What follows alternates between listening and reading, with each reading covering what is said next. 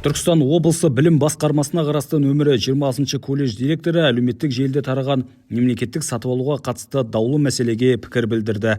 Оның айтуынша желіде жарияланған ақпарат шындыққа мүлде жанаспайды. Өздеріңіз білесіздер, әлеуметтік желіде тараған кешегі әлеуметтік желіде көрсетілген ғой.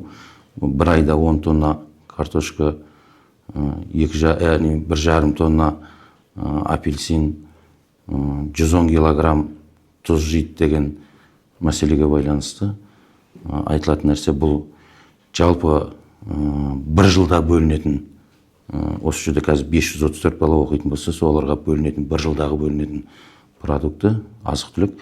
Ал енді оны бұл жерде былтыр Нұрлы жол жеңіп алған, ішінара сот болып, лоттар бойынша Досмұрзаев ұтып алды.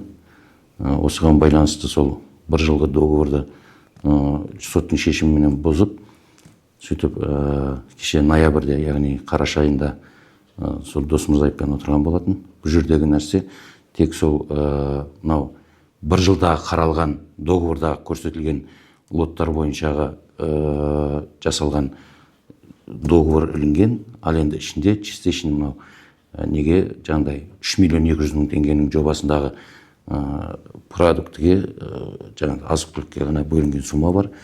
Бұл жерде мысалға жаңағы бөлінетін продуктілер, олар айына бөліп есептегенде, сол бір жылдың жиынтығы. Жаңағы бөлініп атқан продукттер мысалға күндікке, әр баланың сампинге сәйкес бөлінетін өзінің азық-түлігі бар. Осының мысалға күндігінен кейін айға көбейтіледі, айдан жылға көбейтіледі. Бұл жердегі сол әлеуметтік желіде жарияланған мәселе сол бір жылдықын көрсетіп тұр. Жоқ, бір ай деген шындыққа жараспайды. Қазіргі таңда аталған жайт бойынша тиісті органдар тексеру жұмыстарын жүргізіп жатыр. Енді істің ақ-қарасын құзырлы органдар анықтайтын болады.